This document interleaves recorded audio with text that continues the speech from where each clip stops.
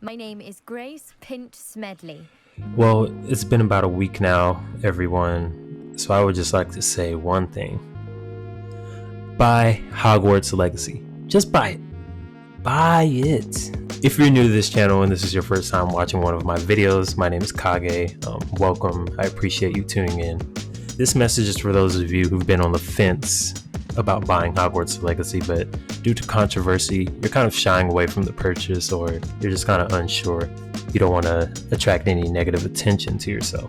Maybe you're part of a friend group that shares certain ideas with, more of the more woke factions of social media, or you just have a friend that's part of a certain group and you're trying to be a good ally, which is good on you. That's great. But whatever your reason, let me give you some reasons to pick this game up and ease your conscience about purchasing it. Number one, social media isn't real. I mean, it's real in that it shows stuff that's kind of happening in the real world, but a lot of the people who are vocal and activists and, kind of have the mob mentality on social media, they aren't exactly real. And the reason I say that is because they're a very vocal minority. It's a very small group of people who have these kind of extreme beliefs on certain products and things.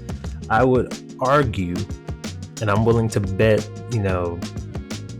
all my valuable things, I would bet a lot and say that most people, the average Joe that you encounter in your day-to-day, doesn't really care about this issue. They're gonna go see Harry Potter movies. They still like Harry Potter. They don't care what J.K. Rowling believes. Hell, some of them don't even know what J.K. Rowling believes because they don't keep up with that stuff. So that's number one. I would also like to caveat here, going off of that, a lot of games journalists are part of these groups. They're a minority that's tearing down this game, not on the merit of the game itself, but because of what the creator of the universe stands for. This kind of gets into point number two. So, with Rowling, I think it's important to know that originally the developer said she wasn't very involved with the game. I don't believe that to entirely be true. She had to have been involved with the game, or at least her team. And I say that because there has to be some consulting from a creative perspective to ensure that the world is being depicted accurately.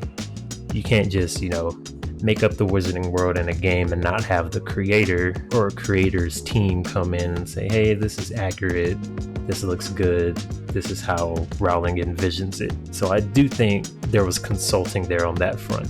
But other than that, I think the involvement was very small. But going off of that, if you're not buying this game because of Rowling and her beliefs, which I never followed her, I kind of looked at her Twitter just to see what all the hubbub was about. And some of her stuff, it's kind of lowbrow, but honestly, I didn't see anything there that would make me think, oh, this is a terrible human being that deserves to be stripped of all her wealth, fame, and riches. She has an opinion.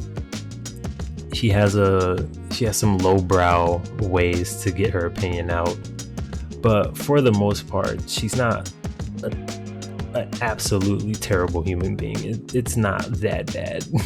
The way people talk about her, they make it seem like she should be burned at the stake. But getting back to the developers, by not buying this game because of her, you're hurting them. They put their blood, sweat, tears, and passion into this. They get their bonuses based on how the game sells. Luckily, the game has sold excellently, and I'll show this on the screen right now. Topping Steam charts, article on Forbes about the success of it, lots of things. People are buying this game, people are streaming this game, people are making memes of this game. They don't care about the small minority of people who are, vocalizing and boycotting it, because at the end of the day, it doesn't make sense. So yeah, people get their bonuses based on how the game sells.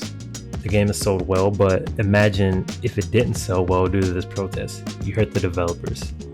And in some cases, when sales are too bad, you might lose more than your bonus. You might lose your whole job. That happens in the cases of some games. Some games just completely flop and the studio that developed it folds. Like that's happened a lot.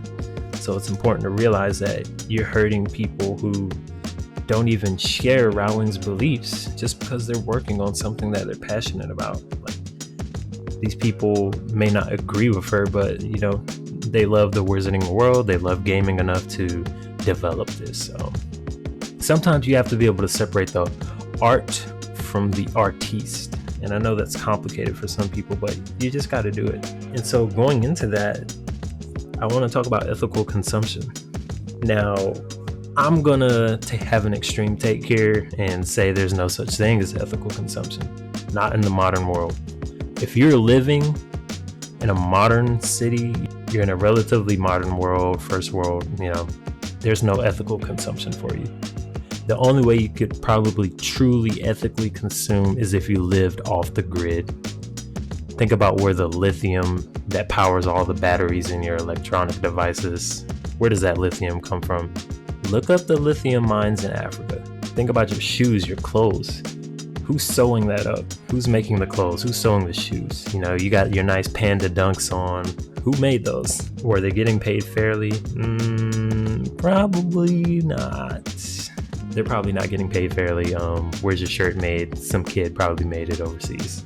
I just want to say that. Completely impossible to ethically consume. I'm sorry, guys. Absolutely sorry. Last point, and this is the most important point of all. This game is actually pretty damn good. It's not great by any means, but it's a good game. If you want a game where you can get immersed in the world, explore, you're into open world type scenarios, you like going around, doing little quests, discovering cool new places, fighting a variety of enemies, this is the game for you. Especially if you're a Harry Potter fan, you'll be even more immersed in the world. The freedom, the quest, and like I mentioned earlier, a lot of the review bombs are coming from people who are not judging the game based on its merit, but they're judging the game based on the ideology of the creator of the universe.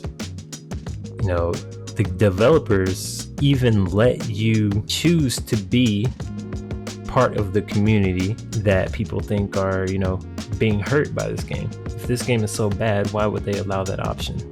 Rowling's point is just an opinion.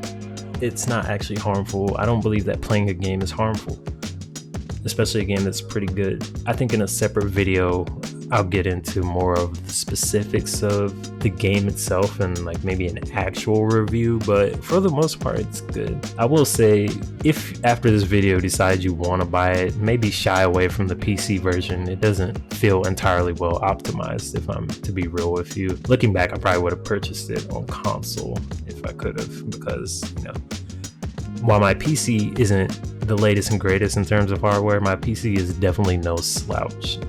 And this game does have performance issues sometimes, so I think it's just not well optimized, especially compared to like some of the other games I play. Like, this game isn't that damn graphically demanding to where it should be performing the way it is. So I just want to throw that out there. Think about it, guys. Go back through these 3 points. Really think about it. I hope you ignore the woke mobs. I hope you ignore the controversy and buy the game.